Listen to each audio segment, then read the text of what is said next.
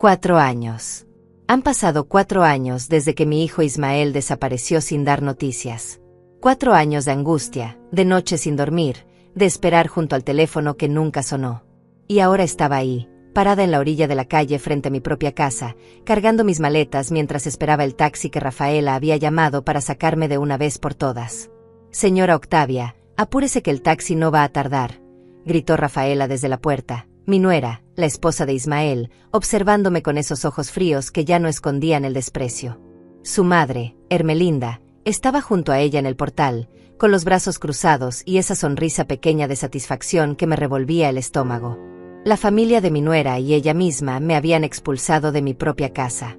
Así, sin más. Como si yo fuera una intrusa, como si los 69 años que tenía y todo lo que había sacrificado por esa casa, por mi hijo, por esa familia, no significaran absolutamente nada. Mis manos temblaban mientras sostenía el asa de la maleta más grande.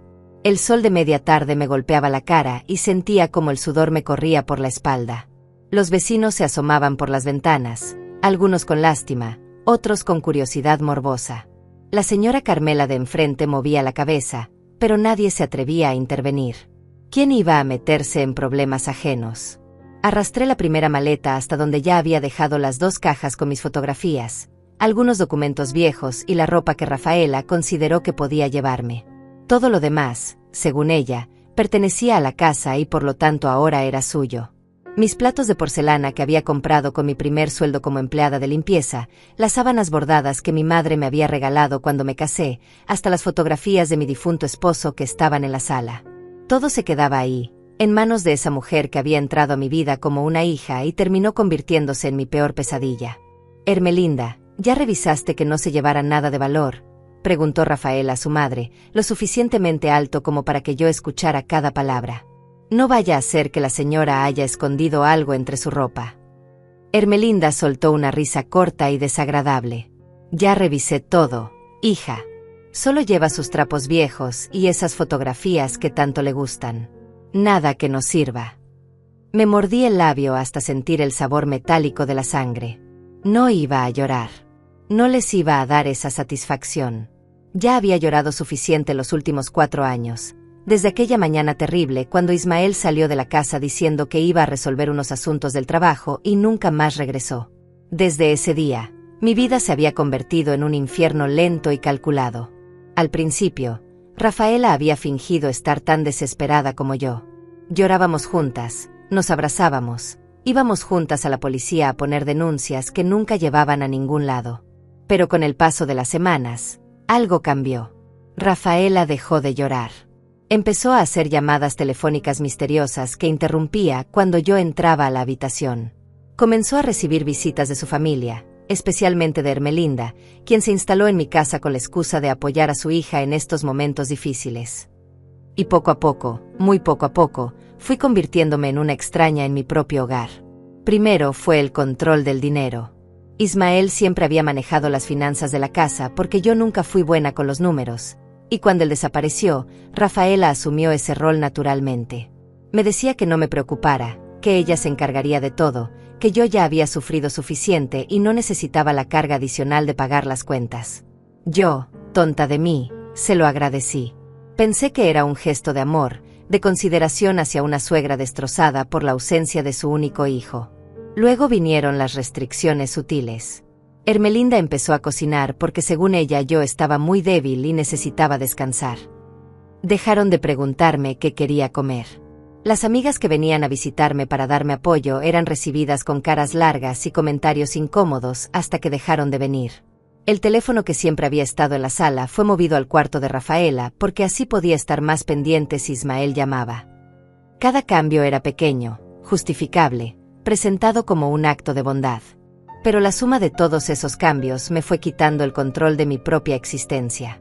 Miré hacia la casa una última vez mientras esperaba el taxi. Las ventanas que yo misma había limpiado miles de veces, las paredes que había pintado con mis propias manos cuando el dinero no alcanzaba para contratar a alguien, el jardín pequeño donde Ismael jugaba cuando era niño. Todo eso había sido mío, construido con mi trabajo, con mi sudor, con los ahorros que había acumulado durante años trabajando turnos dobles en casas ajenas para que mi hijo pudiera tener un techo digno sobre su cabeza.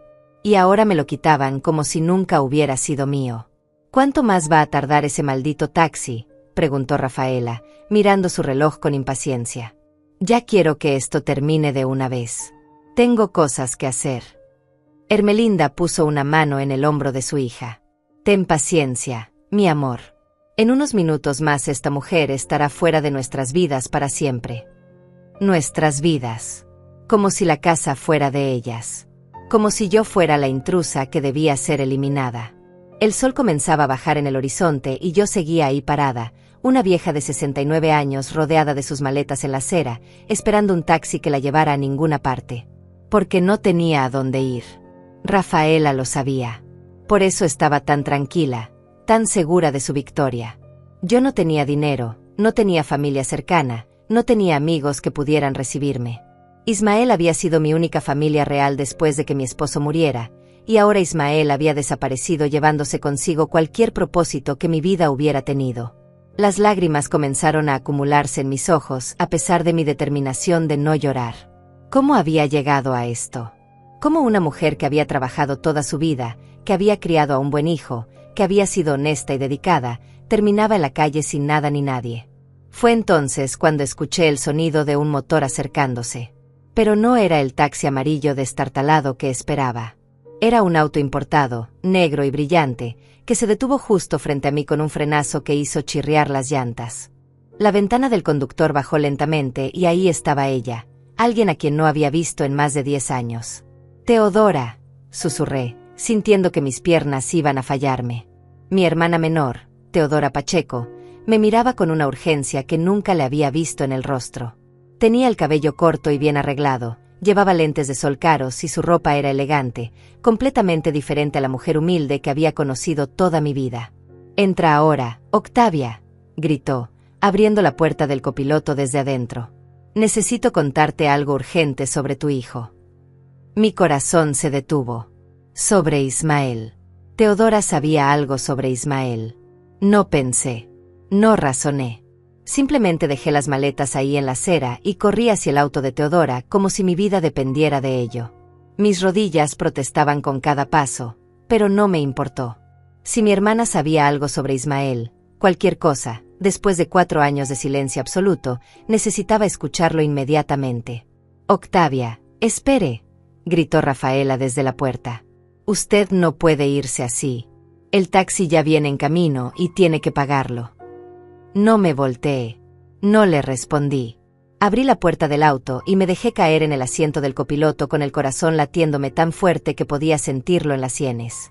Teodora arrancó antes de que yo terminara de cerrar la puerta, alejándonos de esa casa maldita a una velocidad que me hizo aferrarme al tablero. «Teodora, ¿qué sabes de Ismael?», le pregunté, mi voz quebrándose con cada palabra. «Por favor, dime que está vivo. Dime que lo viste. Dime algo». Mi hermana mantuvo la vista fija en el camino, sus manos apretando el volante con tanta fuerza que los nudillos se le pusieron blancos. Pasamos 3 cuadras antes de que finalmente hablara, y cuando lo hizo, su voz temblaba de una forma que me asustó más que su silencio. «Lo vi, Octavia. Vi a Ismael hace 3 días». El mundo se detuvo. El ruido del tráfico, el movimiento de la ciudad, todo desapareció excepto esas palabras que acababa de escuchar. Vi a Ismael. Hace 3 días. Mi hijo estaba vivo. Mi hijo estaba en algún lugar del mundo, respirando, existiendo, después de 4 años de no saber si seguía en este planeta o si lo había perdido para siempre. ¿Dónde?, logré articular, aunque mi garganta estaba tan cerrada que apenas salió como un susurro. ¿Dónde lo viste? ¿Hablaste con él? Está bien. Teodora giró en una esquina y se metió en un estacionamiento vacío detrás de un supermercado. Apagó el motor y finalmente se volteó para mirarme, quitándose los lentes de sol. Sus ojos estaban rojos, como si hubiera llorado recientemente, y había una preocupación profunda en su expresión que me hizo temer lo que iba a decir. Estaba en San Miguel, en el estado vecino. Yo fui allá porque conseguí trabajo en una empresa de limpieza que tiene contratos con hoteles grandes. ¿Te acuerdas que te conté hace años que me iba a mudar para allá? Bueno, pues he estado viviendo allá todo este tiempo, trabajando, tratando de salir adelante después del divorcio. Asentí con impaciencia. No me importaba la historia de vida de Teodora en ese momento. Solo quería saber de mi hijo. El punto es que hace 3 días estaba limpiando las habitaciones del hotel donde trabajo, uno de esos hoteles de paso que son baratos pero decentes, y cuando entré a la habitación 214 con mi carrito de limpieza, lo vi. Estaba sentado en la cama, mirando la pared, como perdido. Al principio no estaba segura de que fuera él porque se veía muy diferente, mucho más delgado, con barba larga y el cabello descuidado. Pero cuando me acerqué y dije su nombre, volteó y lo supe. Era Ismael, tu hijo, mi sobrino. Mi respiración se había convertido en jadeos cortos y desesperados. Teodora extendió su mano y tomó la mía, apretándola con fuerza. Octavia, algo está muy mal. Cuando le pregunté qué hacía ahí, por qué había desaparecido, por qué no había llamado a su madre en 4 años, él me miró con una confusión terrible. Me dijo que no sabía de qué le estaba hablando, que él hablaba contigo todo el tiempo, que Rafaela siempre te pasaba el teléfono cuando él llamaba. Sentí como si me hubieran golpeado en el estómago. Las náuseas llegaron tan rápido que tuve que abrir la puerta del auto y asomarme, respirando profundamente para no vomitar ahí mismo. Rafaela. Rafaela le había dicho a Ismael que hablaba conmigo. Rafaela había estado mintiendo durante 4 años, haciéndole creer a mi hijo que yo estaba bien, que recibía sus llamadas, que todo estaba normal. No puede ser, susurré, enderezándome en el asiento. Eso no puede ser verdad. Él nunca llamó. Yo esperé junto al teléfono durante meses, durante años. Rafaela me decía que no sabía nada de él, que estaba tan preocupada como yo. Teodora negó con la cabeza lentamente, y vi lágrimas rodando por sus mejillas. Te mintió. Le mintió a él. Le mintió a todos. Ismael me juró que llamaba cada semana, que enviaba dinero cada mes, que siempre preguntaba por ti y Rafaela le decía que estabas bien, que estabas descansando o que había salido. Él pensaba que todo estaba normal, que su esposa cuidaba de ti mientras él trabajaba lejos. ¿Trabajaba lejos?, repetí, sintiendo que cada nueva información era como un martillazo en mi cabeza. ¿Lejos dónde? ¿Haciendo qué? Eso es lo extraño, Octavia. Cuando le pregunté en qué trabajaba, se puso nervioso. Me dijo que en construcción, que viajaba de ciudad en ciudad buscando mejores contratos, mejores salarios. Pero algo en la forma en que lo dijo no me convenció. Parecía confundido, como si estuviera tratando de recordar algo que le habían dicho que dijera. Y cuando intenté preguntarle más detalles, alguien tocó la puerta de la habitación. Me incliné hacia adelante, aferrándome a cada palabra. Era un hombre, alto, corpulento, con cicatriz en la mejilla. Entró sin esperar respuesta y cuando me vio ahí, su expresión cambió completamente. Me preguntó quién era yo y qué hacía en esa habitación. Le expliqué que trabajaba en el hotel, que estaba limpiando, pero él no pareció creerme. Miró a Ismael con una forma extraña, como advirtiéndole algo, y luego me dijo que ya podía irme, que la habitación no necesitaba limpieza. ¿Y qué hizo Ismael?, pregunté, sintiendo un frío terrible recorriéndome la espalda. ¿Te reconoció?, dijo algo. Me miró con ojos de súplica, Octavia, como si quisiera decirme algo, pero no pudiera. Antes de que yo saliera, alcanzó a susurrarme que tenía que irme, que no era seguro, que no dijera que lo había visto. Eso fue lo último que escuché antes de que ese hombre me empujara hacia afuera y cerrara la puerta. Teodora se secó las lágrimas con el dorso de la mano y continuó. Esperé afuera del hotel el resto de mi turno. Vi cuando ese hombre salió con Ismael, lo metió en una camioneta vieja y se fueron. Traté de seguirlos con mi auto, pero los perdí en el tráfico. Desde entonces he estado buscando información, preguntando a mis compañeras si habían visto a Ismael antes en el hotel, investigando. Y hace 2 días descubrí algo que me heló la sangre. Hizo una pausa, como si le costara trabajo decir lo siguiente. Una de las recepcionistas del hotel me dijo que ese hombre, el de la cicatriz, viene seguido con diferentes personas que parecen trabajadores. Siempre paga en efectivo, siempre en billetes pequeños, y siempre reserva las habitaciones por varios días. Ella piensa que es algún tipo de contratista que trae empleados temporales. Pero Octavia, cuando le describí a Ismael, ella me dijo algo que me hizo venir a buscarte inmediatamente. ¿Qué te dijo?, preguntó con un hilo de voz. Me dijo que tu hijo llevaba meses yendo a ese hotel, que siempre llegaba con el mismo hombre, que siempre se veía confundido y cansado, y que una vez le escuchó preguntarle al hombre cuándo podría volver a casa con su madre. El hombre le contestó que pronto, que solo necesitaban terminar un trabajo más y le daría permiso de visitarte. Octavia, tu hijo ha estado preguntando por ti todo este tiempo. Ha estado tratando de volver. Y alguien no lo está dejando. Las lágrimas que había estado conteniendo finalmente salieron sin control. 4 años. 4 años en los que pensé que mi hijo me había abandonado, que había decidido que yo no era lo suficientemente importante como para merecer una llamada, una visita, una simple señal de que seguía vivo. Y resulta que él había estado llamando. Él había estado preguntando por mí. Él quería volver a casa. Y Rafaela lo sabía. Rafaela había estado mintiendo todo este tiempo. Esa maldita, susurré entre dientes, sintiendo una rabia que nunca había experimentado en mis 69 años de vida. Esa maldita me hizo creer que mi hijo me había olvidado. Me hizo sentir que no valía nada, que él había decidido rehacer su vida sin mí. Y mientras tanto ella sabía dónde estaba, sabía que él llamaba, sabía todo. Teodora asintió, su mandíbula tensa. Por eso vine a buscarte hoy. Porque después de hablar con la recepcionista, decidí vigilar tu casa. Quería hablar contigo a solas, sin que Rafaela estuviera presente. La he estado observando durante 2 días y hoy la vi tratándote como basura, echándote a la calle como si no fueras nada. Y supe que tenía que sacarte de ahí antes de contarte todo esto. Miré a mi hermana como si la viera por primera vez en mi vida. Esta mujer que apenas había mantenido contacto conmigo durante años, que se había mudado y rehecho su vida lejos, había sido la única que se preocupó lo suficiente como para buscar la verdad. ¿Por qué, Teodora?, le pregunté. ¿Por qué te importó tanto? Ni siquiera hemos sido cercanas desde que mamá murió. Ella me miró con una tristeza profunda en los ojos. Porque somos hermanas, Octavia. Porque a pesar de la distancia y los años, sigues siendo mi sangre. Y porque yo también fui víctima de una mujer manipuladora que me quitó todo. Mi exesposa me dejó sin nada, sin casa, sin dinero, sin dignidad. Tuve que empezar desde cero en otra ciudad, trabajando en lo que fuera para sobrevivir. Cuando vi a Ismael en ese hotel, confundido y controlado, vi mi propio pasado. Y cuando te vi hoy siendo expulsada de tu casa, vi lo que yo viví. No iba a permitir que pasaras por eso sola. Nos quedamos en silencio dentro del auto durante varios minutos, solo el sonido de nuestras respiraciones agitadas llenaba el espacio. Finalmente, Teodora encendió el motor nuevamente. Vamos a mi apartamento. Necesitas un lugar donde quedarte y necesitamos hacer un plan para encontrar a Ismael y sacarlo de donde sea que lo tengan.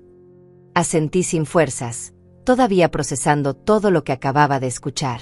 Mientras Teodora conducía por las calles de la ciudad, mi mente comenzó a viajar hacia atrás en el tiempo, tratando de entender cómo había llegado a este punto. Cómo había pasado de ser una madre feliz con un hijo amoroso a ser una mujer destruida, expulsada de su propia casa, sin saber que su hijo había estado cautivo todo este tiempo. Todo comenzó hace casi 30 años, cuando conocí a Roberto Pacheco.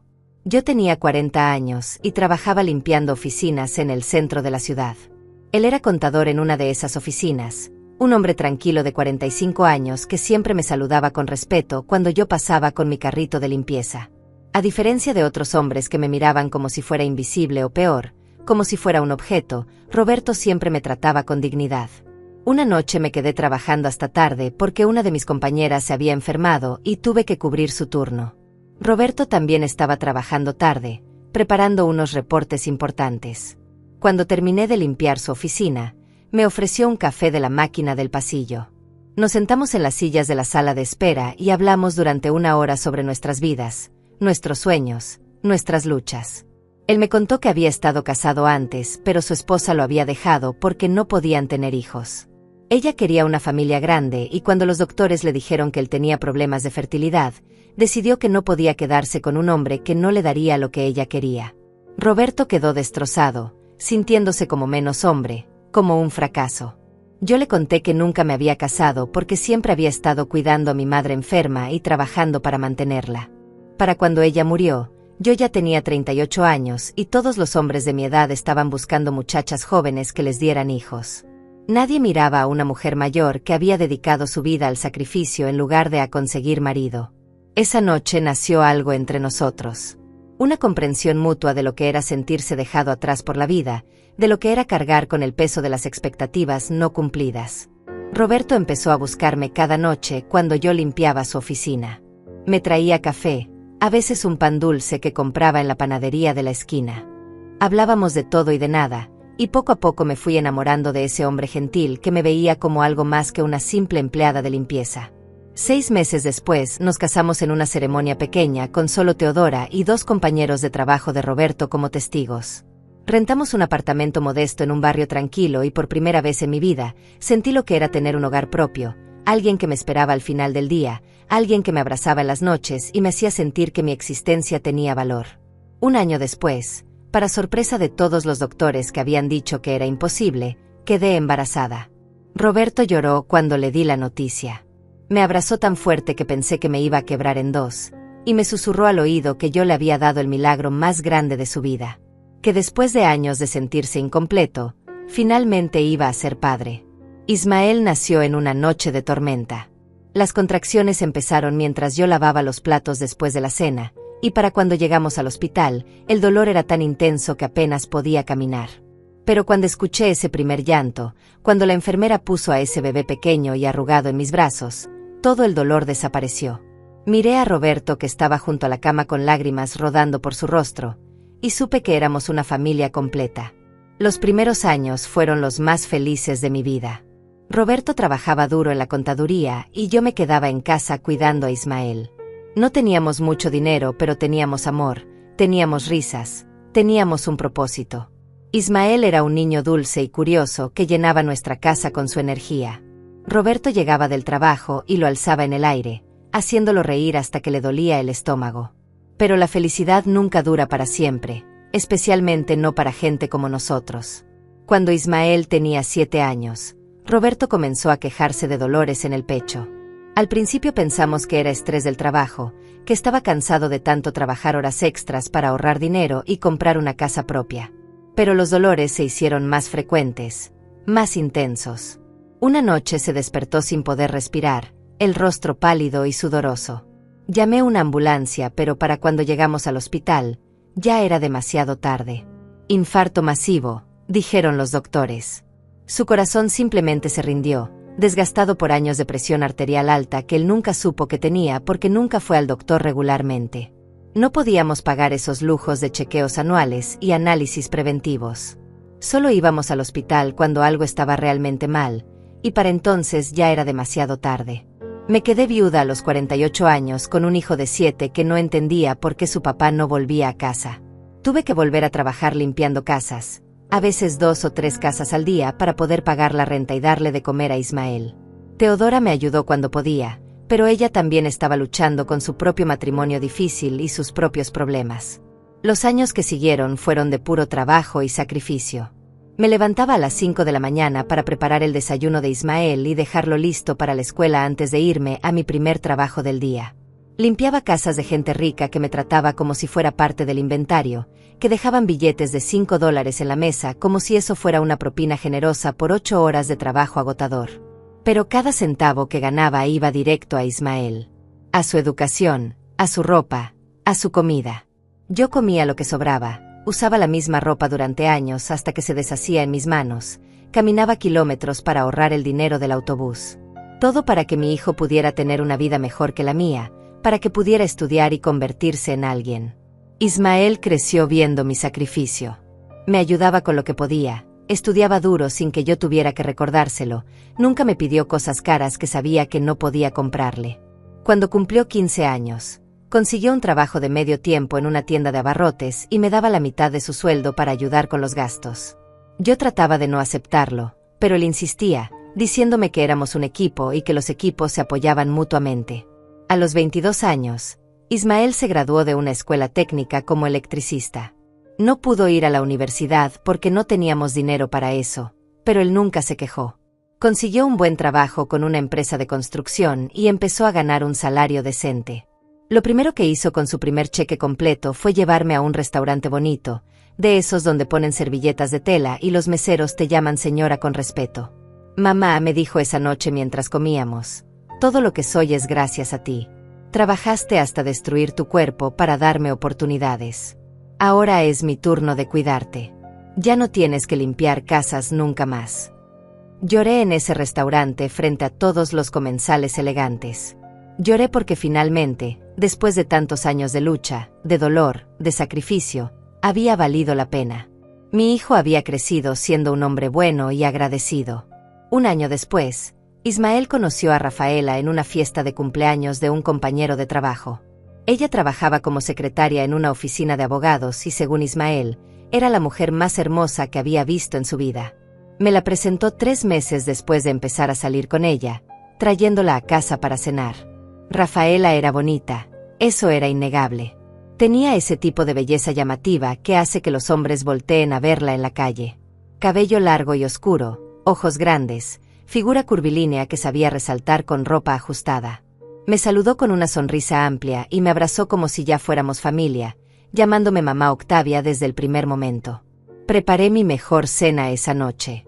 Pollo guisado con arroz y frijoles, tortillas hechas a mano, agua de Jamaica. Rafaela comió y elogió cada bocado, diciendo que hacía años no probaba comida tan deliciosa, que su propia madre nunca había sido buena cocinando. Ismael la miraba con ojos enamorados, colgado de cada palabra que salía de su boca. Después de la cena, mientras Ismael lavaba los platos, Rafaela se quedó conmigo en la sala. Me tomó las manos y me miró directamente a los ojos. Señora Octavia, quiero que sepa que amo a su hijo con todo mi corazón. Sé que usted lo crió sola, que se sacrificó por él, y prometo que yo también lo voy a cuidar.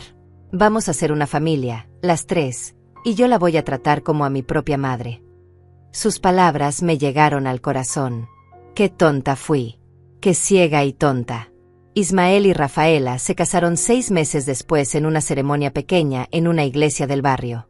Yo gasté todos mis ahorros en ayudar con los gastos de la boda porque quería que mi hijo tuviera un día especial, un día que recordara con alegría toda su vida.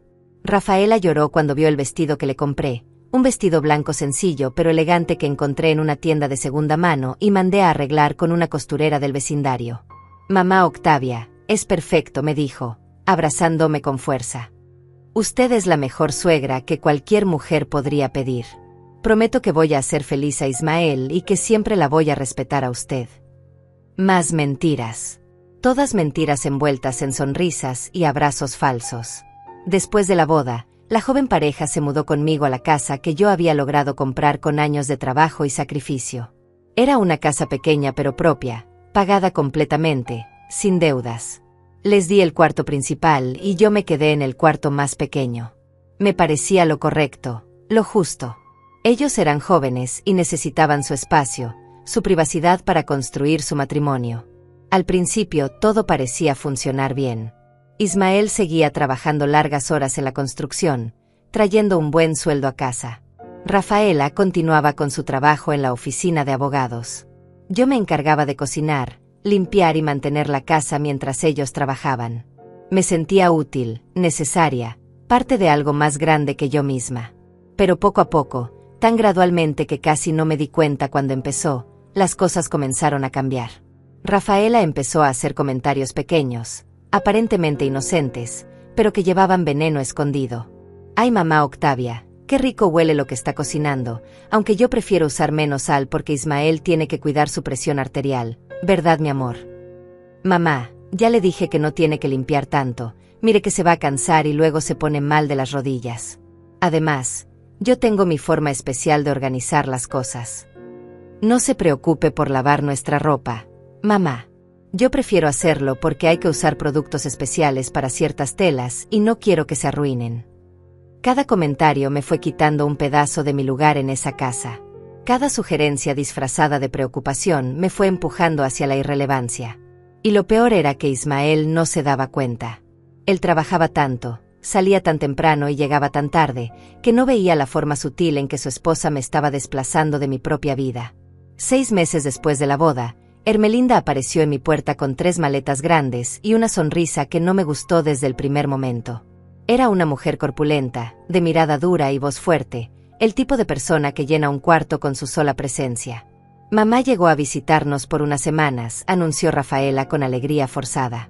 Tuvo unos problemas en su apartamento, algo con las tuberías, y necesita un lugar donde quedarse mientras lo arreglan. Le dije que podía quedarse aquí con nosotros. No hay problema, ¿verdad, mamá Octavia? ¿Qué iba a decir? ¿Que no? ¿Que era mi casa y no quería a una extraña viviendo aquí? Sonreí y dije que por supuesto que no había problema, que la madre de Rafaela era bienvenida. Pero por dentro algo me decía que acababa de cometer un error terrible.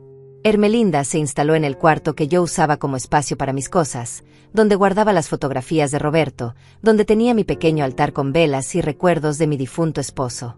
Tuvo que mover todo a cajas y meterlas en el closet para hacer espacio para las pertenencias de Ermelinda. Ella ni siquiera me agradeció. Solo inspeccionó el cuarto con ojo crítico y comentó que era más pequeño de lo que esperaba, pero que tendría que conformarse. Las semanas se convirtieron en meses. Los problemas de las tuberías en el apartamento de Ermelinda nunca se arreglaron, o al menos nunca se fue. Ella y Rafaela pasaban horas hablando en voz baja en la cocina, conversaciones que se detenían abruptamente cuando yo entraba. Empezaron a cocinar juntas, dejándome fuera con excusas de que yo ya había trabajado suficiente en mi vida y merecía descansar. Pero yo no quería descansar. Quería sentirme útil. Quería tener un propósito en mi propia casa. Cada vez que trataba de ayudar, ellas me decían que no era necesario, que ellas se encargaban, que me sentara a ver televisión o me fuera a descansar a mi cuarto. Me estaban convirtiendo en una invitada en mi propio hogar, en una anciana inútil que estorbaba más de lo que ayudaba. Ismael seguía sin darse cuenta. Cuando le comentaba que me sentía desplazada, él me decía que estaba exagerando, que Rafaela solo quería que yo descansara después de tantos años de trabajo duro. Me decía que debía estar agradecida de tener una nuera que se preocupaba tanto por mí. Un año después de la boda, las cosas empeoraron drásticamente.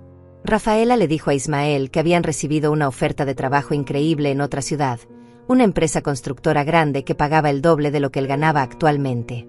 Sería un trabajo temporal, quizás 6 meses, 1 año como máximo. Él podría ahorrar mucho dinero, suficiente para que ellos compraran su propia casa y finalmente tuvieran su propio espacio. Yo sentí el pánico inmediatamente. Si Ismael se iba, me quedaría sola con Rafaela y Ermelinda en mi propia casa. Pero no podía ser egoísta. Era una oportunidad increíble para mi hijo, para su futuro. Tragué mis miedos y le dije que fuera, que aprovechara esa oportunidad, que yo estaría bien. Solo prométeme que me vas a llamar seguido, le pedí la noche antes de que se fuera. Que no te vas a olvidar de tu vieja madre.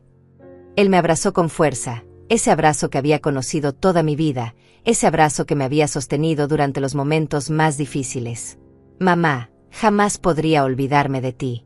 Te voy a llamar cada semana, te lo prometo. Y voy a venir a visitarte cada mes. Esto es temporal, solo para juntar dinero, y luego volveré. Mientras tanto, Rafaela va a cuidarte. Confío en ella completamente. Qué equivocado estaba. Qué terriblemente equivocado. Los primeros 2 meses, Ismael llamó cada semana como prometió. Yo contestaba el teléfono emocionada, ansiosa por escuchar su voz, por saber cómo estaba. Pero siempre era Rafaela quien contestaba primero. Ella hablaba con él durante varios minutos antes de pasarme el teléfono, y cuando finalmente yo podía hablar con mi hijo, las conversaciones eran cortas y extrañas. ¿Cómo estás, mamá?, me preguntaba, pero sonaba distante, distraído. Bien, mi hijo. Te extraño mucho. ¿Cuándo vas a venir a visitarme? Pronto, mamá. El trabajo está muy pesado, pero pronto tendré un descanso. Rafaela me dice que te ve muy bien, que estás comiendo bien y descansando. Yo quería decirle que no estaba bien, que me sentía cada vez más prisionera en mi propia casa, que Rafaela y Ermelinda me trataban como si fuera una carga.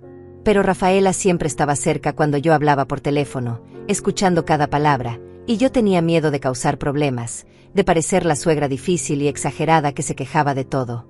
Después del 3er mes, las llamadas comenzaron a espaciarse.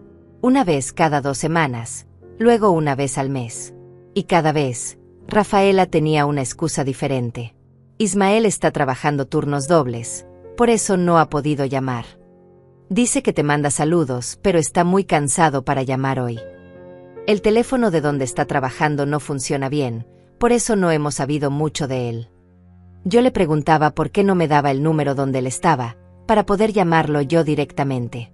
Rafaela me decía que Ismael se movía mucho de un lugar a otro, que dormía en hoteles diferentes cada semana, que era difícil localizarlo, que era mejor esperar a que él llamara cuando pudiera.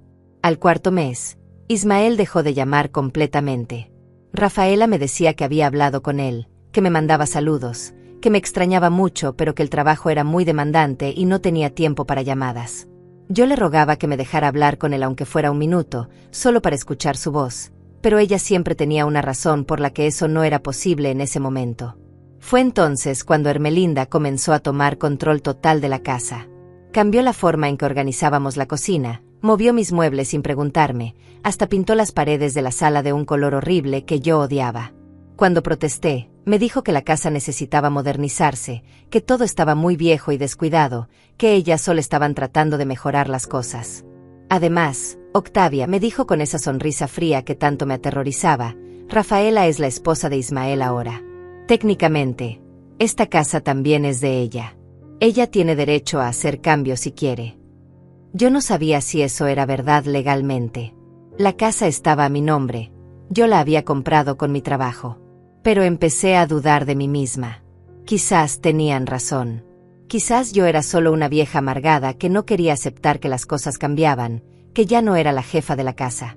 El quinto mes fue cuando descubrí que habían cambiado las cerraduras.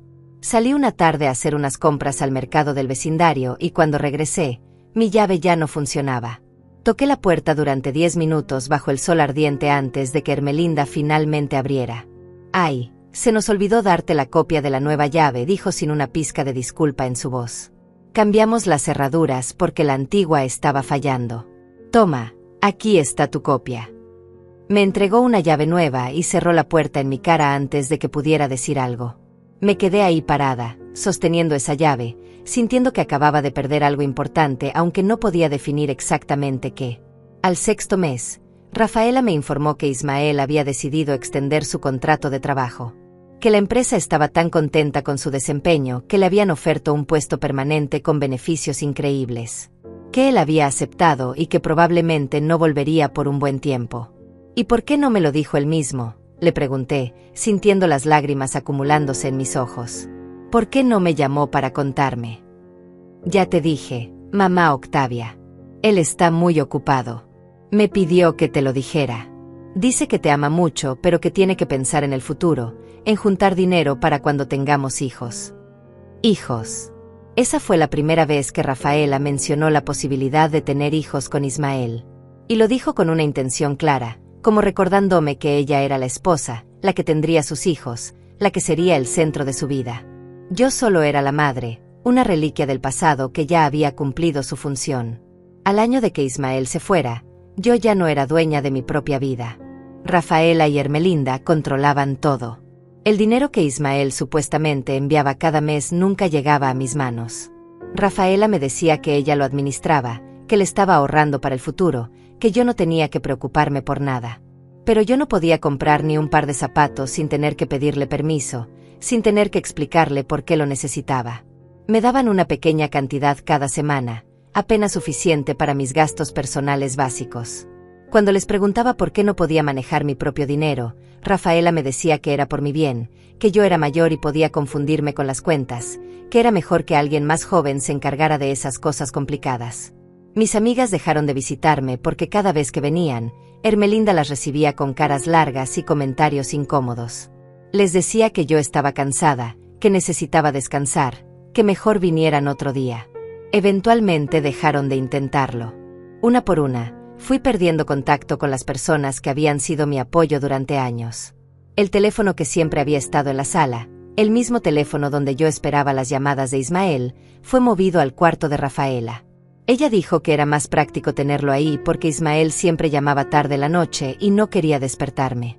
Yo le rogué que me dejara contestar al menos una de esas llamadas nocturnas, pero ella insistía en que yo necesitaba mi sueño, que ella me contaría todo lo que Ismael dijera. Pero las cosas que me contaba eran vagas, sin sustancia. Dice que está bien.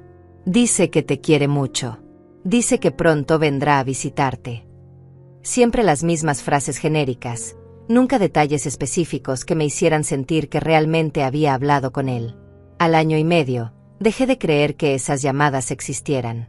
Empecé a pensar que Ismael realmente me había olvidado, que había decidido que su nueva vida era más importante que su vieja madre. La depresión me consumió. Dejé de comer bien, perdí peso, pasaba los días sentada en mi pequeño cuarto mirando las fotografías de cuando Ismael era niño, preguntándome en qué momento había dejado de ser importante para él. Rafaela y Ermelinda usaron mi depresión en mi contra.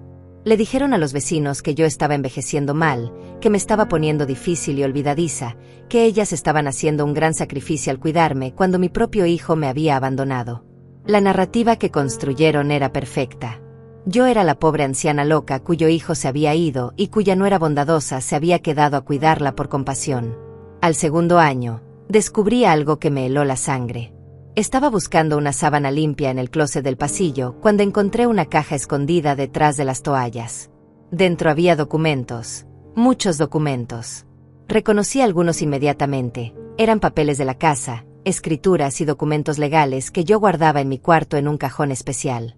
Revisé mi cuarto esa noche cuando Rafaela y Ermelinda salieron a hacer compras. El cajón donde guardaba mis documentos importantes estaba vacío. Todo había sido movido a esa caja escondida en el closet. Regresé al closet y revisé los papeles más cuidadosamente con manos temblorosas. Había papeles nuevos que nunca había visto. Formularios del banco, documentos legales con términos que no entendía, papeles que parecían oficiales pero que yo no recordaba haber firmado. Intenté leerlos, pero la letra pequeña y el lenguaje legal me confundían. Solo pude entender fragmentos. Transferencia de propiedad, poder notarial, beneficiaria. Escuché la puerta principal abrirse y rápidamente volví a meter todo en la caja, colocándola exactamente donde la había encontrado. Mi corazón latía tan fuerte que pensé que iba a desmayarme. Esa noche no pude dormir, pensando en esos documentos, tratando de entender qué significaban.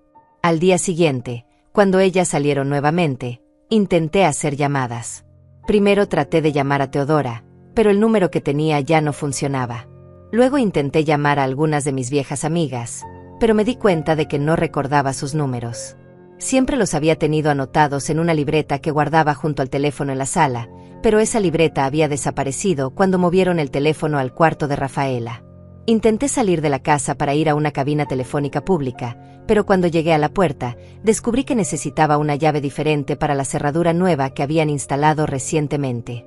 La llave que me habían dado solo abría la cerradura vieja, la de arriba, pero ahora había una segunda cerradura abajo que yo no podía abrir. Estaba literalmente prisionera en mi propia casa. Cuando Rafaela regresó, le pregunté sobre la nueva cerradura. Ella me miró con esa sonrisa falsa que tanto había perfeccionado.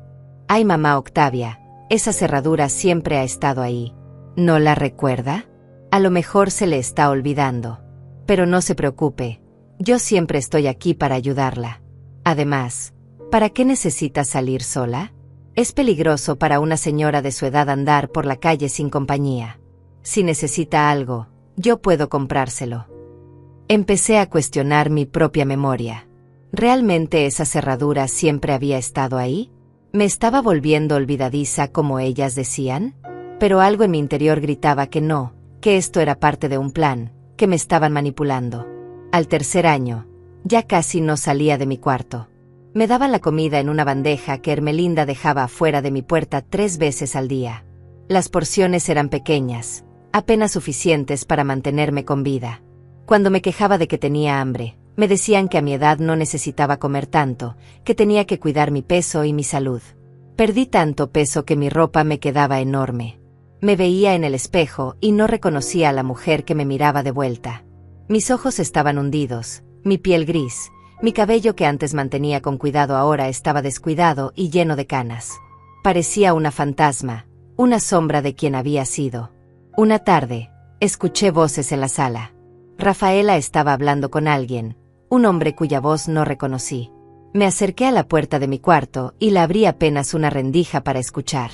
«Los papeles están casi listos», decía el hombre. «Solo necesito que firme estos últimos documentos y la transferencia será completa. La casa quedará oficialmente a su nombre, señora Rafaela». Mi corazón se detuvo. La casa. Mi casa. La casa que había comprado con años de trabajo y sacrificio. La casa que era la única seguridad que tenía en este mundo. Me la estaban robando.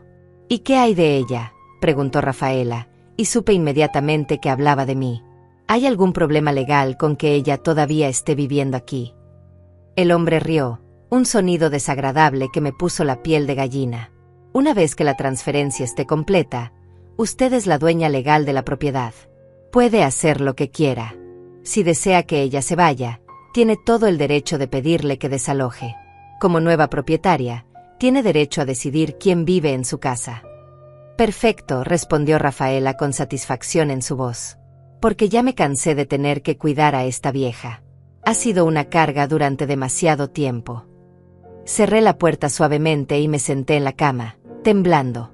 Entonces era verdad. Todo este tiempo habían estado planeando quitarme mi casa.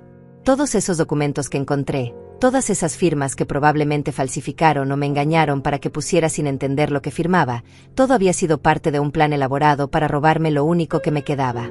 ¿Pero dónde estaba Ismael en todo esto? ¿Sabía él lo que estaba pasando? ¿Estaba de acuerdo con que su esposa me robara y me echara a la calle? La idea me destrozaba más que la traición de Rafaela. Que mi propio hijo, el niño que había criado con todo mi amor y sacrificio, pudiera estar involucrado en esto. Los siguientes meses fueron los peores de mi vida. Sabiendo lo que venía, sabiendo que pronto me echarían, pero sin poder hacer nada al respecto. No tenía dinero para un abogado. No tenía amigos o familia que pudieran ayudarme. Teodora había desaparecido de mi vida años atrás y yo no tenía forma de contactarla. Estaba completamente sola, atrapada, esperando el golpe final. Al 4.º año, el golpe llegó. Una mañana, Rafaela entró a mi cuarto sin tocar, seguida por Ermelinda. Ambas tenían expresiones duras, decididas. «Octavia», dijo Rafaela, sin siquiera el fingimiento de llamarme mamá. «Necesitamos hablar. Esta casa ahora es legalmente mía. Tengo los papeles que lo prueban. Y hemos decidido que ya no puede seguir viviendo aquí». Intenté protestar, intenté explicar que esta era mi casa, que yo la había comprado, que tenía derechos. Pero Rafaela sacó un folder lleno de documentos y los puso frente a mí.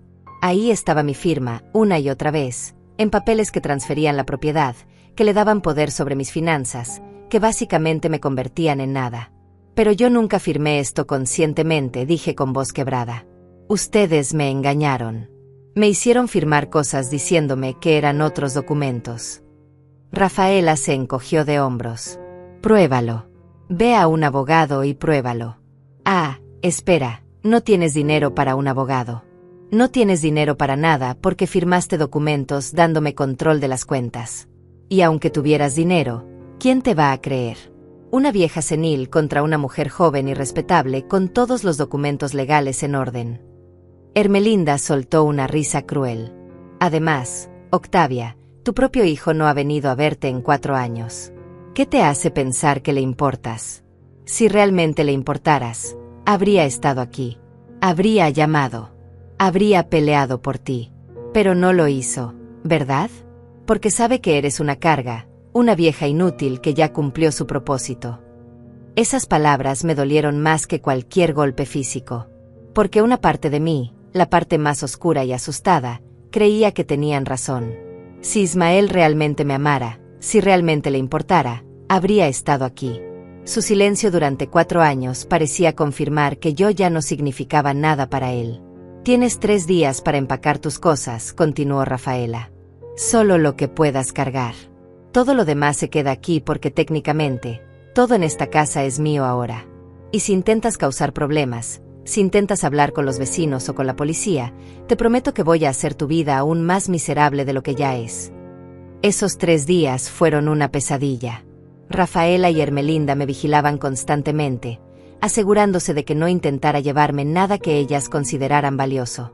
Tuve que empacar mi ropa vieja, algunas fotografías de Ismael cuando era niño, y los pocos documentos personales que me permitieron conservar. Todo lo demás, toda mi vida acumulada en 69 años, se quedaba en manos de esas 2 mujeres. La noche antes de que me echaran, me arrodillé junto a mi cama y recé. Le recé a Dios, a Roberto, a cualquier fuerza en el universo que pudiera escucharme. Recé para que Ismael apareciera, para que entrara por esa puerta y detuviera esta locura. Recé para tener la fuerza de sobrevivir a lo que venía. Recé por un milagro. Y el milagro llegó en forma de Teodora, justo cuando estaba en mi momento más bajo. Ahora, sentada en el auto de mi hermana mientras conducía por las calles de la ciudad, todas esas memorias dolorosas se agolpaban en mi mente como olas tratando de ahogarme. Pero la revelación de que Ismael estaba vivo, de que había estado preguntando por mí, de que había sido víctima de algún tipo de manipulación o control, cambiaba todo. Teodora, dije finalmente, rompiendo el silencio que había caído entre nosotras. Necesito saber exactamente qué viste cuando encontraste a Ismael. Cada detalle. Si vamos a ayudarlo, necesito entender qué le hicieron. Mi hermana asintió y comenzó a hablar mientras maniobraba el auto por el tráfico. Cuando entré a esa habitación del hotel y lo vi, lo primero que noté fue su mirada. Octavia, no parecía el Ismael que yo recordaba. Estaba más delgado, mucho más delgado, y tenía ojeras profundas como si no hubiera dormido bien en años. Pero lo que más me impactó fue la confusión en sus ojos. Como si estuviera perdido, como si no supiera exactamente dónde estaba o por qué. Teodora hizo una pausa, concentrándose en adelantar a un camión lento. Le pregunté directamente qué estaba haciendo ahí, por qué no había vuelto a casa en 4 años. Él me miró como si no entendiera la pregunta. Me dijo que había estado trabajando, que enviaba dinero cada mes, que llamaba cada semana para hablar contigo y con Rafaela. Me dijo todo esto con tanta convicción que por un momento pensé que yo era la que estaba confundida. ¿Le dijiste que yo nunca había recibido ninguna llamada?, pregunté, apretando mis manos sobre mi regazo. Sí, pero cuando empecé a explicarle, el hombre ese de la cicatriz entró. Ismael se puso nervioso inmediatamente, como un niño que sabe que va a ser regañado. El hombre me miró con desconfianza y le dijo a Ismael que tenían que irse, que tenían trabajo que hacer. Ismael obedeció sin cuestionar, sin ni siquiera despedirse de mí apropiadamente. Llegamos a un edificio de apartamentos modesto en un barrio que no conocía. Teodora estacionó y me ayudó a bajar del auto.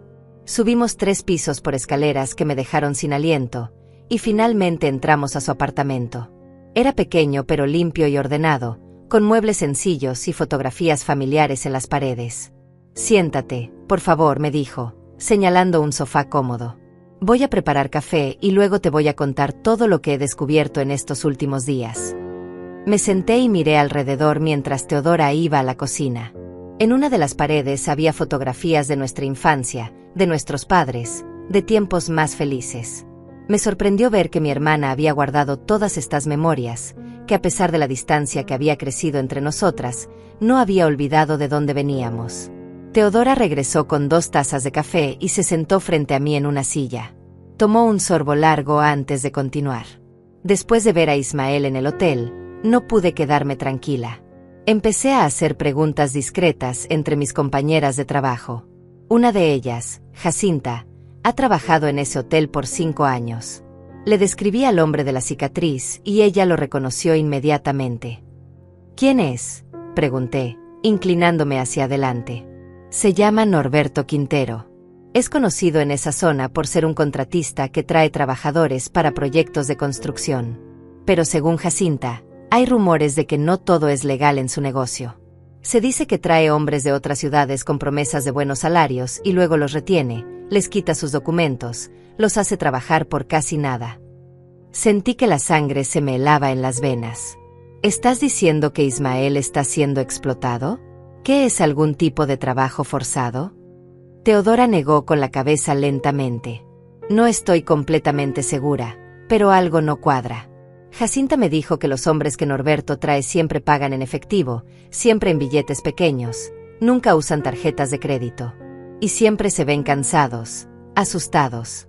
Cuando le pregunté si había visto a alguno de esos hombres intentar escapar o pedir ayuda, ella me contó algo escalofriante. Hizo otra pausa, como si le costara decir lo siguiente. Hace 2 años, uno de los hombres que estaba con Norberto intentó hablar con el gerente del hotel. Le dijo que necesitaba ayuda, que lo tenían retenido contra su voluntad.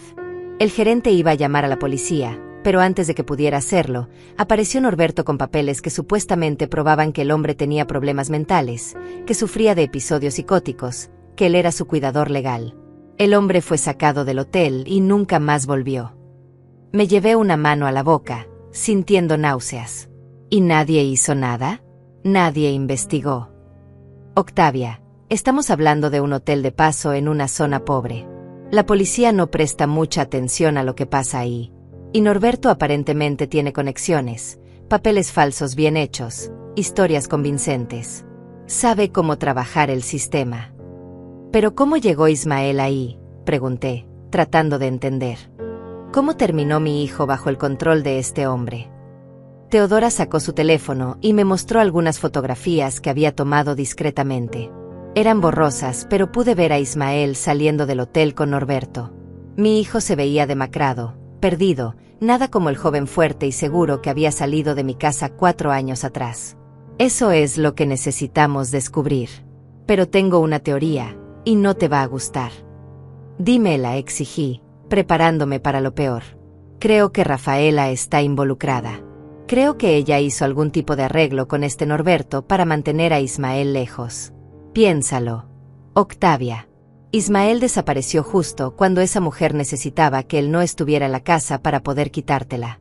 Él dice que llamaba cada semana, pero tú nunca recibiste esas llamadas. ¿Qué pasaría si esas llamadas sí existían, pero Rafaela le mentía diciéndole que había hablado contigo? Las piezas comenzaron a encajar en mi mente como un rompecabezas horrible. Rafaela controlaba el teléfono. Rafaela recibía supuestamente el dinero que Ismael enviaba. Rafaela tenía todos los incentivos del mundo para mantener a su esposo lejos mientras ejecutaba su plan de robarme mi casa. ¿Pero cómo logró que Norberto lo mantuviera ahí?, pregunté. ¿Le paga? ¿Cómo funciona esto? Eso es lo que necesitamos averiguar.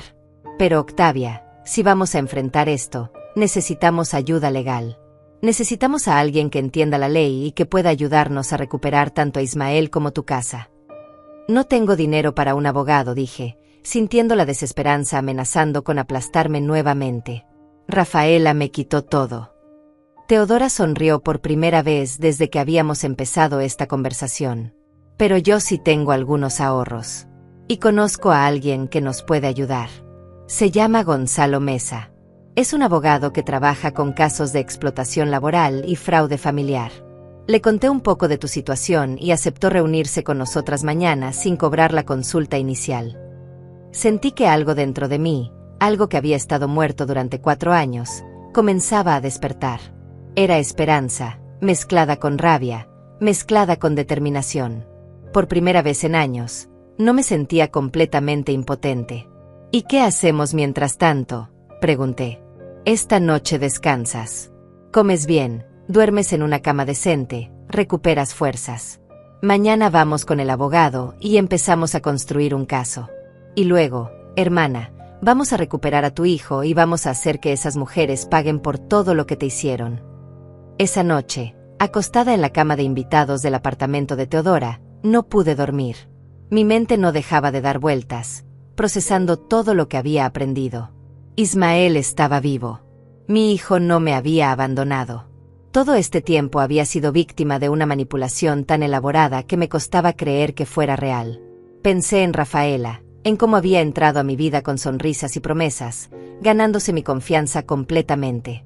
Pensé en todos los momentos en que había dudado de mí misma, en que había creído que era yo la que estaba volviéndose senil y difícil. Todo había sido calculado, cada movimiento diseñado para aislarme, controlarme y finalmente despojarme de todo. Pero también pensé en mi hijo, en ese niño que había criado con tanto amor, ese hombre bueno que había trabajado duro para darme una vida mejor. Él no había cambiado.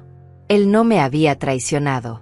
Él estaba sufriendo tanto o más que yo, atrapado en una situación que probablemente no entendía completamente, manipulado para creer que todo estaba bien cuando en realidad estaba siendo explotado. La rabia que sentía hacia Rafaela era como fuego en mis venas. A la mañana siguiente desperté con el cuerpo adolorido, pero la mente clara. Teodora ya estaba despierta, preparando el desayuno en la cocina. El olor a café recién hecho y huevos revueltos llenaba el apartamento, un olor hogareño que no había experimentado en años. En mi propia casa, Rafaela y Hermelinda me daban sobras frías o comida que apenas alcanzaba para mantenerme viva. «Buenos días», me saludó Teodora, sirviendo 2 platos generosos. «Come bien. Tenemos un día largo por delante». Me senté a la mesa y comí despacio, saboreando cada bocado. Mi estómago, acostumbrado a las porciones miserables, protestó al principio, pero obligué a mi cuerpo a aceptar la comida. Necesitaba fuerzas para lo que venía.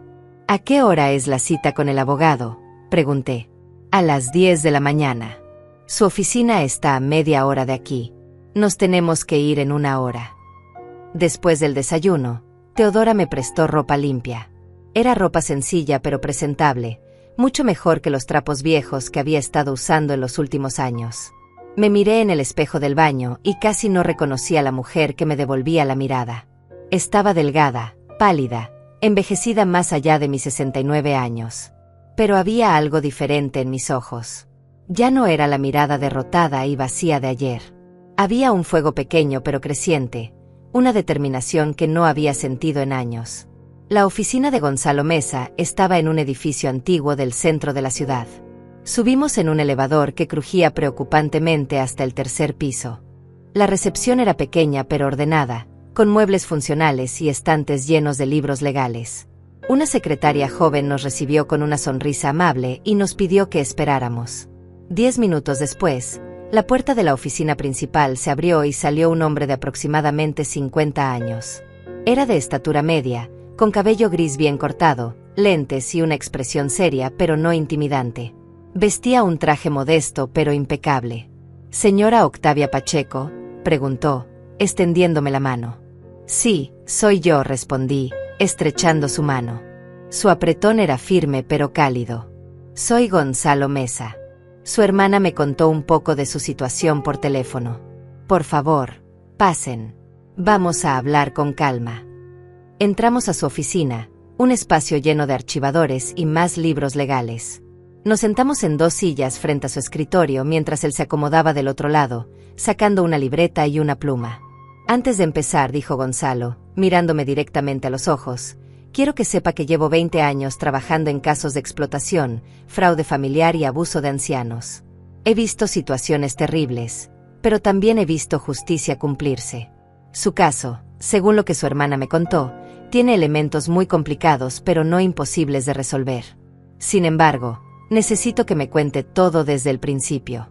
No omita ningún detalle, por pequeño que parezca». Durante la siguiente hora, le conté toda mi historia.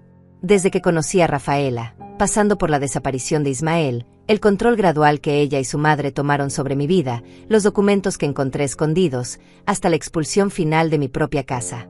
Teodora complementó con lo que había descubierto sobre Ismael en San Miguel y el hombre llamado Norberto Quintero.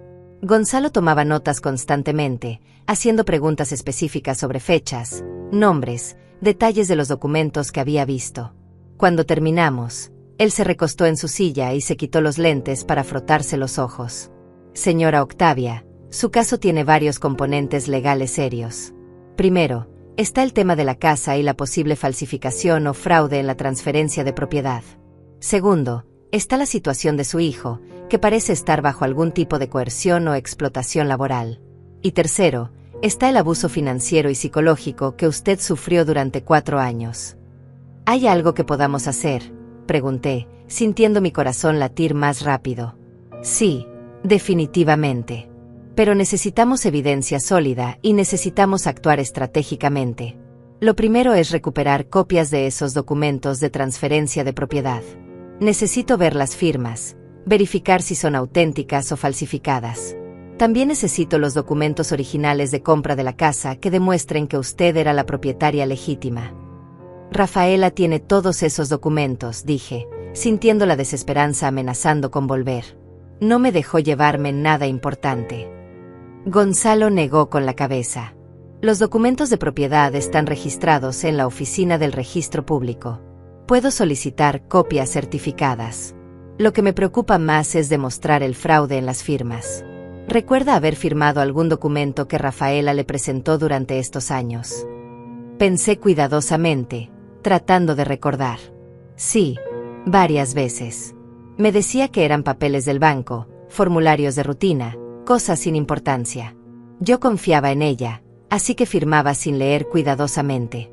Mi vista no es muy buena y la letra siempre era muy pequeña. «Eso es manipulación clásica», dijo Gonzalo, escribiendo más notas. Probablemente le hizo firmar documentos legales, haciéndole creer que eran otra cosa. Eso constituye fraude. pero necesitamos un experto en grafología que compare sus firmas auténticas con las que aparecen en los documentos de transferencia. Si hay discrepancias, podemos argumentar que fueron falsificadas o firmadas bajo engaño. Se volvió hacia Teodora. Y sobre su sobrino, necesitamos localizarlo urgentemente. ¿Recuerda el nombre exacto del hotel donde lo vio? Hotel San Andrés, en la zona industrial de San Miguel, respondió Teodora inmediatamente. Habitación 214. Bien. Voy a contactar a un investigador privado que trabaja conmigo. Él puede ir al hotel, vigilar, tomar fotografías, documentar todo. Si su sobrino está siendo retenido contra su voluntad o explotado laboralmente, necesitamos evidencia visual y testimonial. ¿Cuánto va a costar todo esto?, pregunté, temiendo la respuesta. Mi hermana tiene algunos ahorros, pero no creo que sea suficiente para... Gonzalo levantó una mano, interrumpiéndome. Señora Octavia, yo trabajo principalmente con casos de abuso contra personas mayores y explotación laboral. Una parte de mis casos los tomo pro bono o con honorarios reducidos, especialmente cuando veo una injusticia clara como la suya. Lo que les voy a proponer es esto: yo cubro los gastos iniciales de investigación y los trámites legales básicos. Si recuperamos su casa, usted me paga un porcentaje del valor. Si no recuperamos nada, no me debe nada. ¿Le parece justo? Las lágrimas comenzaron a rodar por mis mejillas.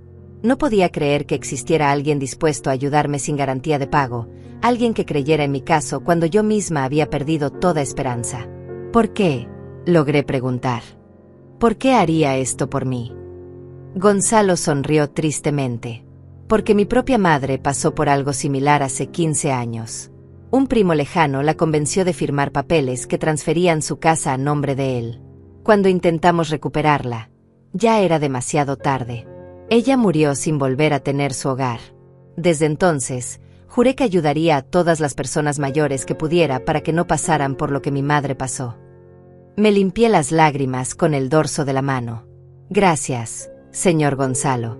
No sabe lo que esto significa para mí. Llámeme Gonzalo, por favor. Ahora, vamos a planear nuestros siguientes pasos. Primero, voy a solicitar todas las copias de documentos del registro público.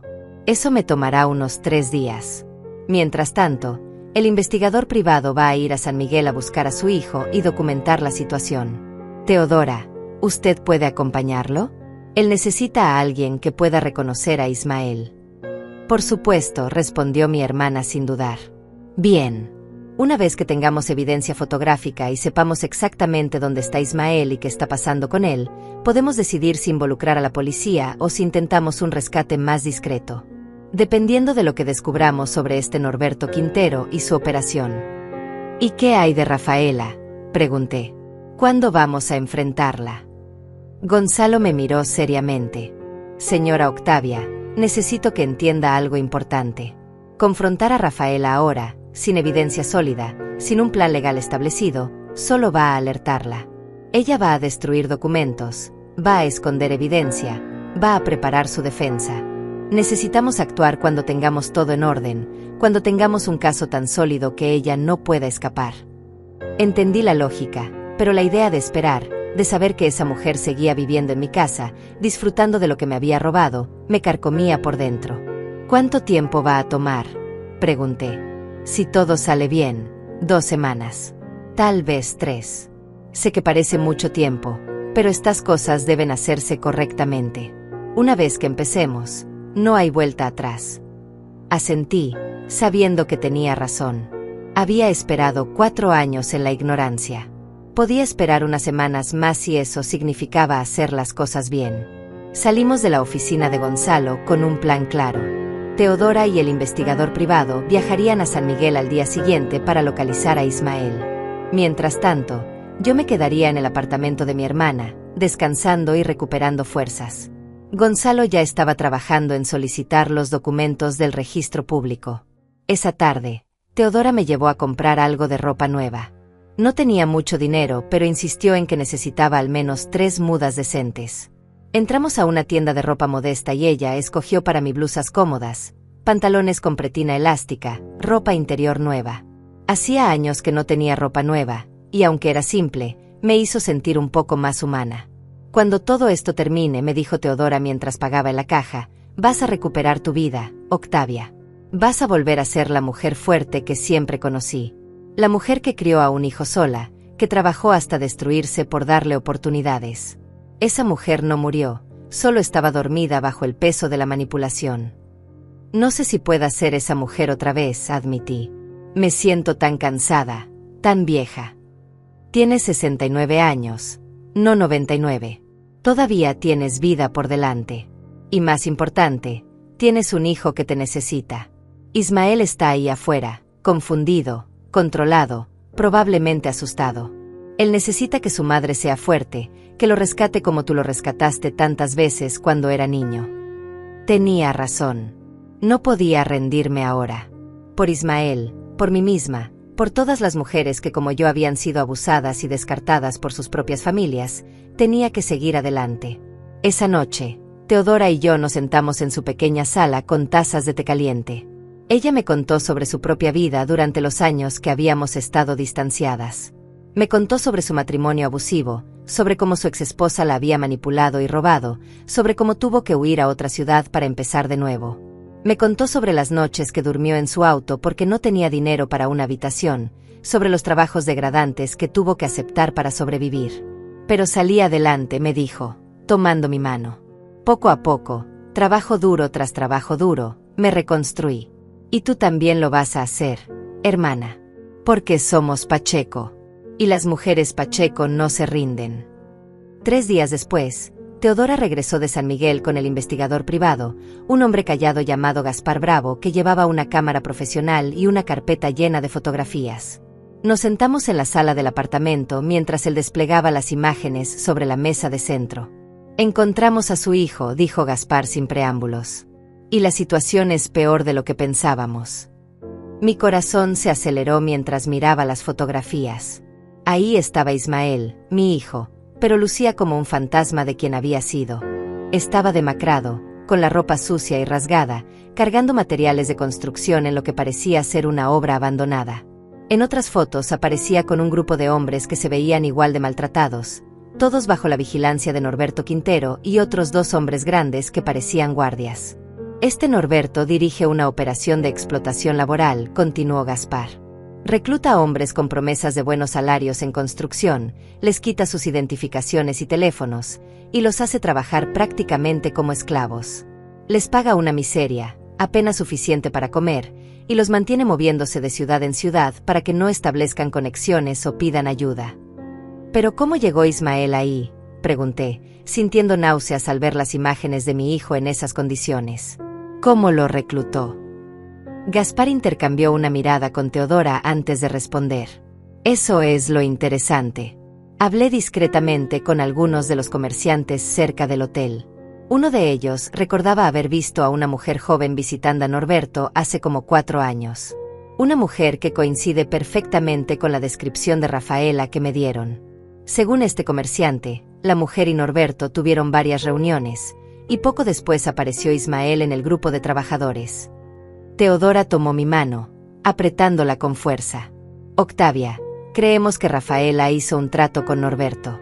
Ella le pagó para que reclutara a Ismael y lo mantuviera lejos. Probablemente le dijeron a tu hijo que era un trabajo legítimo, que ganaría buen dinero. Una vez que lo tuvieron bajo su control, le quitaron su teléfono y comenzaron a manipular toda comunicación. Las llamadas, susurré, entendiendo finalmente. Ismael creía que me llamaba cada semana, pero Norberto controlaba el teléfono. Probablemente lo dejaba marcar el número de la casa, pero el teléfono en realidad llamaba a Rafaela directamente.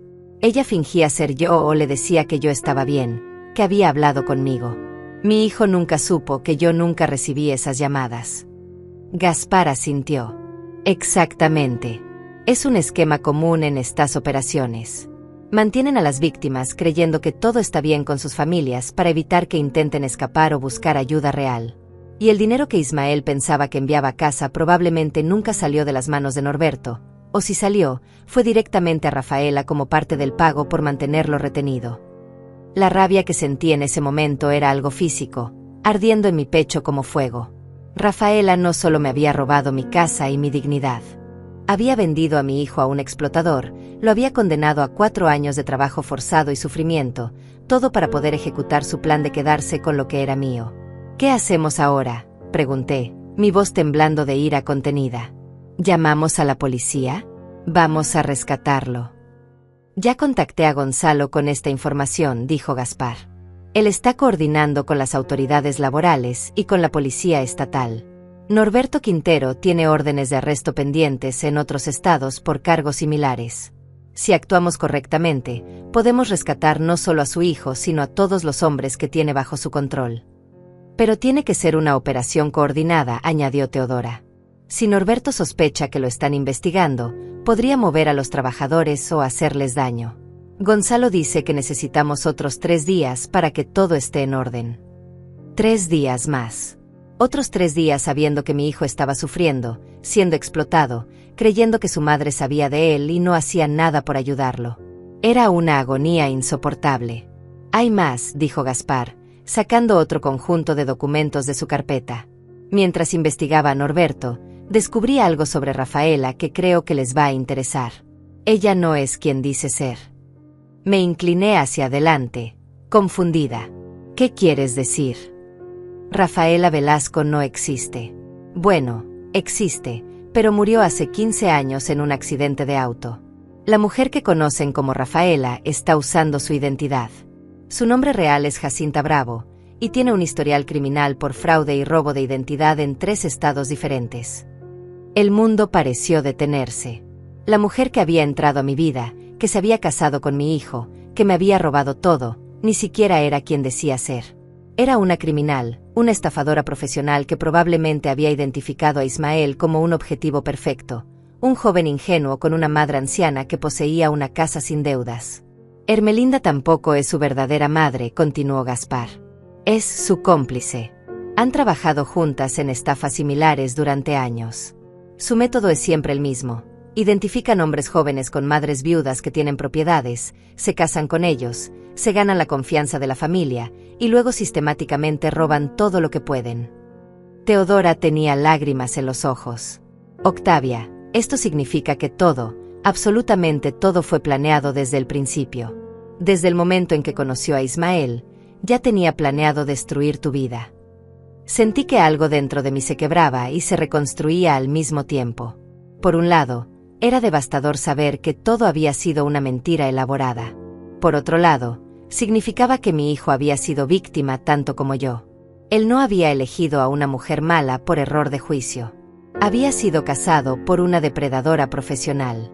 Gonzalo está usando toda esta información para construir un caso criminal sólido, explicó Gaspar. No solo van a perder la casa. Van a ir a prisión por múltiples cargos: robo de identidad, fraude, falsificación de documentos, conspiración. Y Norberto también va a caer por tráfico laboral y explotación. Los siguientes 3 días fueron los más largos de mi vida. Gonzalo nos mantenía informadas del progreso. Las autoridades estaban preparando un operativo para rescatar a los trabajadores de Norberto. Al mismo tiempo, estaban reuniendo toda la evidencia contra Rafaela y Hermelinda. Los documentos del registro público habían revelado que las firmas en los papeles de transferencia eran claramente falsificadas, y un experto en grafología estaba preparando un informe oficial. La mañana del operativo, Gonzalo nos llamó temprano. Todo está listo. La policía va a entrar a la obra donde tienen a los trabajadores al mediodía. Teodora, Octavia, quiero que vengan a mi oficina. Vamos a estar monitoreando todo desde aquí, y tan pronto como tengamos a Ismael a salvo, podemos proceder con la siguiente fase del plan. Llegamos a la oficina de Gonzalo a las 11 de la mañana. Él tenía una computadora portátil conectada a una videollamada con uno de los oficiales a cargo del operativo. Podíamos ver a través de la cámara del cuerpo de uno de los policías mientras se acercaban a la obra abandonada. Mi corazón latía tan fuerte que pensé que iba a desmayarme. Teodora tenía mi mano apretada, ambas mirando la pantalla con ansiedad insoportable. A las 12 en punto, la policía entró. Gritos, movimiento rápido, hombres corriendo. Vimos cuando atraparon a Norberto y a sus guardias, esposándolos contra el suelo. Vimos cuando los trabajadores, confundidos y asustados, fueron reunidos por oficiales que les explicaban que estaban siendo rescatados. Y entonces lo vi. Entre el grupo de hombres demacrados y confundidos, estaba mi hijo, Ismael, vivo. Mi bebé que había crecido para ser un hombre bueno, que había sido traicionado y explotado, pero que había sobrevivido. Ese es él, logré decir, señalando la pantalla. Ese es mi hijo. Gonzalo habló por teléfono con el oficial a cargo, dándole el nombre de Ismael. Vimos cuando un oficial se acercó a mi hijo, hablándole, mostrándole algo en un teléfono. Ismael negaba con la cabeza, confundido, y entonces el oficial pareció mencionar mi nombre porque vi cuando mi hijo se quedó completamente inmóvil. El oficial le mostró el teléfono de nuevo, y esta vez Ismael miró directamente a la pantalla. Aunque la imagen era pequeña y la calidad no era perfecta, pude ver el momento exacto en que comprendió. El momento en que 4 años de mentiras comenzaron a desmoronarse en su mente. Señora Octavia, dijo Gonzalo suavemente, el oficial le va a pasar el teléfono a su hijo. Va a poder hablar con él. Las lágrimas ya estaban corriendo por mi rostro cuando la imagen en la pantalla cambió. De repente estaba mirando directamente a la cara de Ismael, sucio, con barba descuidada, pero sus ojos, esos ojos que conocía mejor que los míos propios, me miraban con una mezcla de shock, dolor y algo que parecía esperanza desesperada. «Mamá», su voz salió quebrada, casi irreconocible. «Mamá, ¿eres tú? ¿De verdad eres tú?» «Soy yo, mi hijo», dije, sollozando. «Soy yo. Estoy aquí. Te voy a traer a casa». Pero Rafaela me dijo. Ella me dijo que hablaba contigo todas las semanas. Me dijo que tú sabías dónde estaba, que estabas de acuerdo con que yo trabajara aquí para juntar dinero. Me dijo. Su voz se quebró completamente y comenzó a llorar. Me dijo tantas cosas, mamá. Y yo le creí. Le creí todo. Lo sé, mi amor. Lo sé. Pero todo fueron mentiras. Ella te mintió. Me mintió a mí. Nos separó a propósito. Pero se acabó. Ya todo se acabó. Vas a volver a casa conmigo. ¿A casa?, preguntó, limpiándose las lágrimas con manos sucias. Todavía tenemos casa. Intercambié una mirada con Gonzalo, quien asintió. Vamos a recuperarla, Ismael. Tu mamá va a recuperar todo lo que le quitaron. Y tú vas a estar ahí para verlo. Los oficiales se llevaron a Ismael y a los otros trabajadores rescatados a un centro de asistencia donde recibirían atención médica, comida decente y ayuda psicológica. Gonzalo arregló para que Teodora y yo pudiéramos visitarlo esa tarde. Cuando llegamos al centro, una trabajadora social nos guió a una sala privada. Ismael estaba sentado en una silla, limpio ahora, con ropa nueva que le quedaba grande. Había perdido tanto peso que parecía un niño usando la ropa de un adulto. Cuando entré a la sala y él me vio, se puso de pie lentamente, como si no estuviera seguro de que yo fuera real. Mamá, susurró. Corrí hacia él, o al menos me moví tan rápido como mis 69 años me permitían, y lo abracé. Ismael y yo lloramos abrazados durante lo que pareció una eternidad. Sentir a mi hijo entre mis brazos después de 4 años de creer que lo había perdido era un milagro que nunca pensé que experimentaría. Él se aferraba a mí como cuando era niño y tenía pesadillas, buscando la seguridad que solo una madre puede dar. Perdóname, mamá, repetía una y otra vez. Perdóname por no darme cuenta, por no cuestionar, por creerle a ella en lugar de buscar la verdad. No tienes nada que perdonar, mi hijo. Fuiste víctima como yo. Esa mujer, esa impostora, nos manipuló a ambos. Pero ya terminó. Ya no tiene poder sobre nosotros. Durante los siguientes días, mientras Ismael se recuperaba físicamente en el centro de asistencia, Gonzalo ejecutó la fase final del plan.